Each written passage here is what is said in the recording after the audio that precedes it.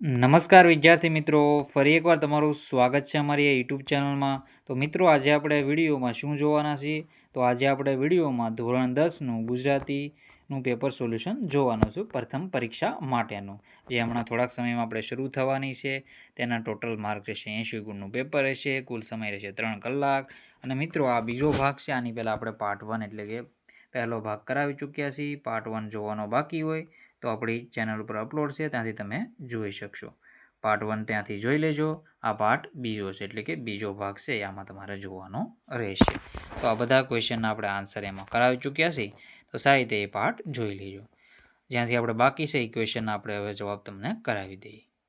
ત્યાં અહીંથી આપણે બાકી છે મિત્રો. જો આહવાની વન સંપદાનું મનોરૂપનું વર્ણન કરો. આઈએમપી પ્રશ્ન છે, સાહિત્ય જોઈ લેજો. આહવાની વન સંપદા મંત્રમુગ્ધ કરે તેવી છે, તેની રંગરમણા અદ્ભુત છે. નીચે માનવ વસવાટની ઝાંખી કરાવતો ઘરો લાલ રંગ પર્ણોનો હોય તેવો લાગે છે. એ ઘર સુધી પહોંચવા માટેની ભૂખરી કેળી રસ્તો સાપના આકારની આવી રીતે મિત્રો. નહોતી અહીંથી ઘર હોતું હોય છે અને સાપના આકારની છે. સૂર્ય સાથે હરીફાઈ કરવા મથતા હોય તેવા સાગને અને જમીન પર પથરાયેલા ઘાસની પોતપોતાની લીલપ લીલાશ છે. એ બંનેનો તોર મિજાજ સૂર્યપ્રકાશથી ચડિયાતો છે. આ દ્રશ્ય નયનરમ્ય છે. પવનની સાથે ઘુમરાઈને ઉપર વહી આવતા રંગગંધ અવાજના ત્રિવિધ રૂપ છે. ઊંડા શ્વાસ લેવાથી સમગ્ર અસ્તિત્વની અનુભૂતિ થાય છે. આ સાહિત્ય તમે વાંચી લેજો. પછી છે નીચેના જોડકા યોગ્ય રીતે જોડીને ફરીથી વાક્ય લખવાનું રહેશે. શિકારીને, તો શિકારીને મિત્રો કોણે આપણે જોઈએ તો લખેલું છે. તો શિકારીને કોણે લખેલું છે તેમાં આપણો જવાબ શું રહેશે? તો પહેલાનો આપણે જવાબ આવશે સી. કલાપી. બોલીએ ના કાંઈ, તો બોલીએ ના કાંઈ એમાં આપણો જવાબ રહેશે એ રાજેન્દ્ર શાહ. હું એવો ગુજરાતી, તો હું એવો ગુજરાતી, તો એમાં આવશે વિનોદ જોશી. અને દીકરી, તો એમાં જવાબ આવશે અશોક ચાવડા બેદિલ. અહીં નીચે જવાબ આપેલા છે, સાહિત્યના આન્સર પણ કરી લેવા. પહેલાનું સી, બીજાનું એ, ત્રીજાનું ડી, ચોથાનું બી.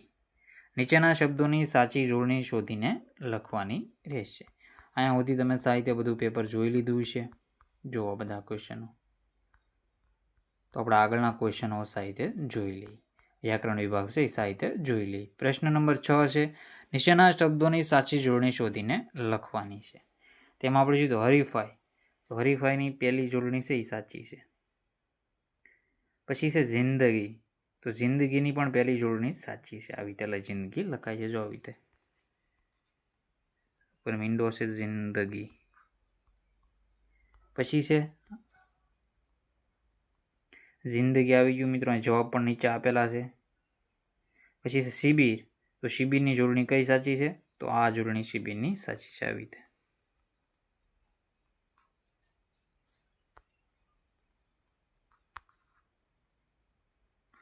પછી છે આગળનો ક્વેશ્ચન શારીરિક, તો શારીરિકની આ જોડણી સાચી રહેશે. આમાંથી કઈ છે આ જોડણી? તમારે જોવાનું છે, આ જોડણી રહેશે. સાહિત્ય તમારે કરી લેવાનું રહેશે. આગળના ક્વેશ્ચન છે, નીચેના શબ્દની સાચી સંધિ જોડો. તો નીર પ્લસ દોષ, તો આ જવાબ રહેશે નિર્દોષ. નિર્દોષ. પછી છે યુધિ પ્લસ સ્થિર, તો એમાં જવાબ આવશે યુધિષ્ઠિર. શું જવાબ આવશે? યુધિષ્ઠિર. પછી છે પ્રતિ પ્લસ અક્ષ, તો પ્રત્યક્ષ આ રહેશે. પ્રતિ પ્લસ અક્ષ, તો પ્રત્યક્ષ. પછી છે હિમ પ્લસ આલય, તો હિમાલય. શું જવાબ આવશે? હિમાલય. પછી છે જન્મ પ્લસ ઉત્સવ, તો જન્મોત્સવ.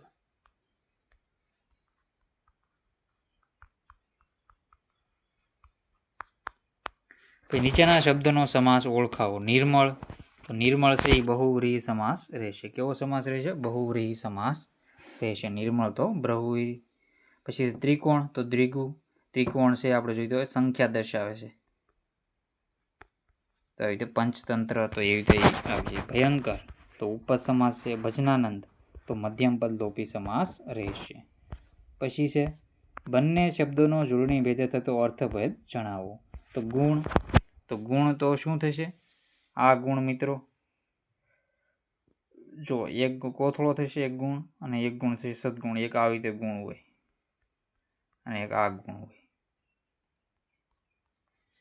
તો આ કોથળો આપણે આવે છે ગુણ એટલે સદગુણ. પછી છે પાણી.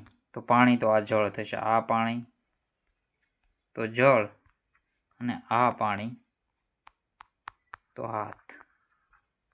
આવી રીતે રહેશે. પછી છે ખચિત. ખચિત તો જડેલું અને આ આપણે જોઈએ તો આ ખચિત તો જરૂર. પછી છે સૂર. આવી રીતે સૂર લખીએ આપણે અને આ સૂર. આ સૂર એટલે દેવ અને આ સૂર એટલે કે અવાજ. તો સાહિત્ય જોઈ લો. કેશ તો વાળ અને કેસ તો મુકદમો. તો આવી રીતે તમારા જવાબ પણ નીચે આપેલા છે. સાહિત્ય જોઈ લેવું. પછી છે નીચેના જોડકા યોગ્ય જોડી ફરીથી લખો. ગદ્ય કૃતિ માટેનો જોડકો આપણે પહેલા લેવાનો હતો અને આ પાછળથી મિત્રો આવેલો છે. જેમ સારી રીતે જોઈ લો. આને પણ જોઈ દો. આપણે જોડી દઈએ હવે. છત્રી. તો છત્રી શું છે? એ રહેશે મિત્રો હાસ્ય નિબંધ. પછી છે વાયરલ ઇન્ફેક્શન. તો વાયરલ ઇન્ફેક્શન શું છે? વાયરલ ઇન્ફેક્શન મિત્રો રહેશે એકાંકી નવલિકા. તો એકાંકી રહેશે. નિબંધ તો નિબંધ છે. રેસનો ઘોડો તો એ રહેશે નવલિકા અને ભૂલી ગયા પછી તો એ એકાંકી રહેશે. તો આવી રીતે તમારે જોડી લેવું. નીચે આન્સર પણ આપેલા છે. સાહિત્યથી જોઈ શકશો. ચેનલમાં નવા હોય તો ચેનલને સબસ્ક્રાઈબ કરવાનું ભૂલતા નહીં. પછી નીચેના શબ્દનો કયો પ્રત્યય રહેલો છે? તે લોભી તો એ પરપ્રત્યય. નૈસર્ગિક તો એ પણ પરપ્રત્યય. નિરોગી તો એ પૂર્વ પ્રત્યય. પર પ્રત્યય એટલે કે પાછળ લાગેલું હોય ને પૂર્વ એટલે કે પહેલા. તો રોગીની પહેલા જો આવો આ નિરોગી છે. રેડી.